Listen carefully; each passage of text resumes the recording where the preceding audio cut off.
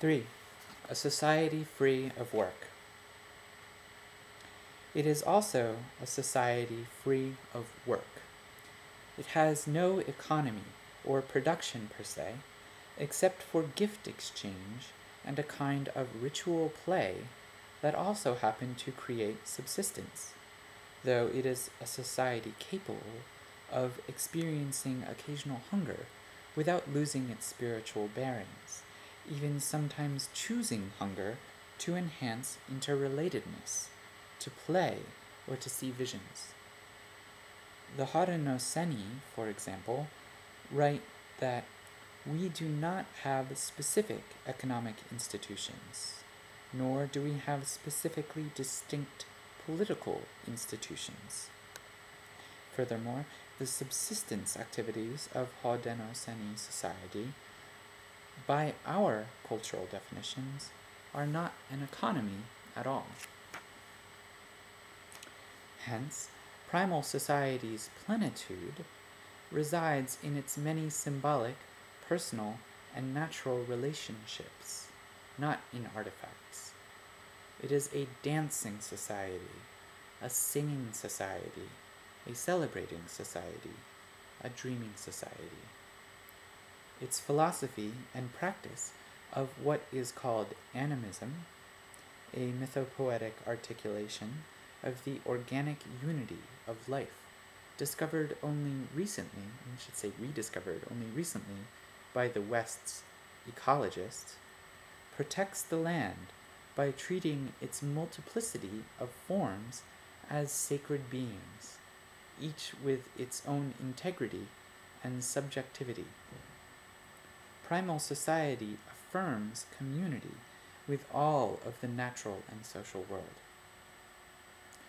Somehow, this primal world, a world as Lewis Mumford has observed, more or less corresponding to the ancient vision of the Golden Age, unravels as the institutions of kingship and class society emerge. How it happened remains unclear to us today. Perhaps we will never fully understand the mystery of that original mutation from egalitarian to state society. Certainly, no standard explanations are adequate. That radical discontinuity, in the words of Pierre Clastres, that mysterious emergence, irreversible, fatal to primitive societies, of the thing we know by the name of the state. How does it occur?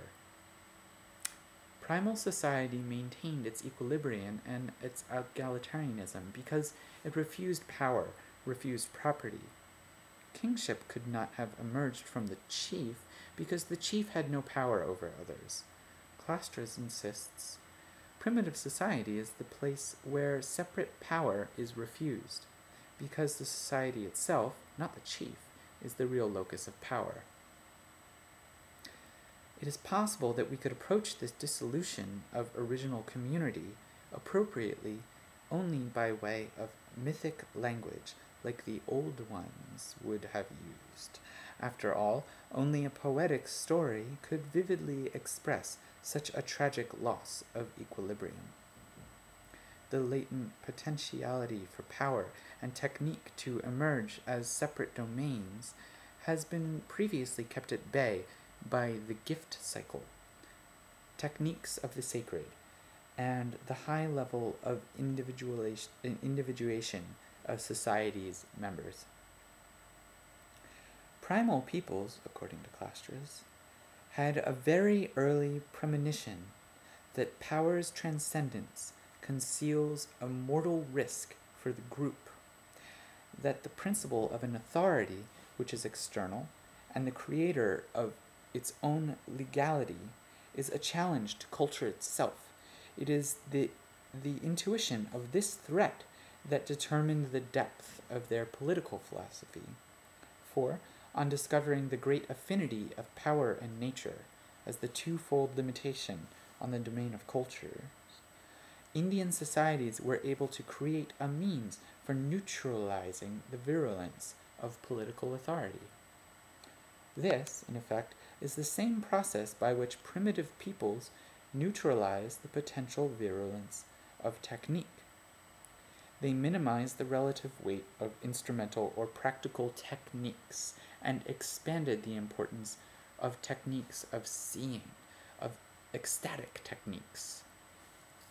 The shaman is, in Jerome Rotherberg's words, a technician of ecstasy, a protopoet whose technique hinges on the creation of special linguistic circumstances, i.e., of song and invocation. Technology, like power, is in such a way refused by the dynamic of primal social relations. But when technique and a power emerge as separate functions rather than as strands inextricably woven into the fabric of society, everything starts to come apart. The unintended excrescence that grows out of human communities and then liquidates them, as Freddie Perlman called it, makes its appearance. A sorcery run amok, a golem-like thingness that outlives its fabricators. Somehow, the gift cycle is ruptured. The circle is broken. The community, as Clastres put it, has ceased to exorcise the thing that will be its ruin, power and respect for power. A kind of revolution, or counter-revolution, takes place. When, in primitive society, the economic dynamic lends itself to definition as a distinct and autonomous domain, when the activity of production becomes alienated, accountable labor, levied by men who will enjoy the fruits of that labor, what has come to pass is that society has been divided into rulers and ruled, masters and subjects. The political relation of power precedes and founds the economic relation of exploitation. Alienation is political before it's economic. Power precedes labor. The economic derives from the political. The emergence of the state determines the advent of classes. That was all a quote from Clastres. The emergence of authority, production, and technology are all moments within the same process. Previously, power resided in no separate sphere, but rather within the circle, a circle that included the human community and nature, non-human kin. Production and the economic were undivided as well. They were embedded in the circle through gift sharing, which transcends and neutralizes the artifactuality or thingness of the objects passing from person to person. Animals, plants, and natural objects being persons, even kin, subsistence is therefore neither work nor production, but rather gift, drama, reverence, reverie. Technique also had to be embedded in relations between kin, and thus open, participatory, and accessible to all, or it was entirely personal, singular, visionary, unique, and untransferable.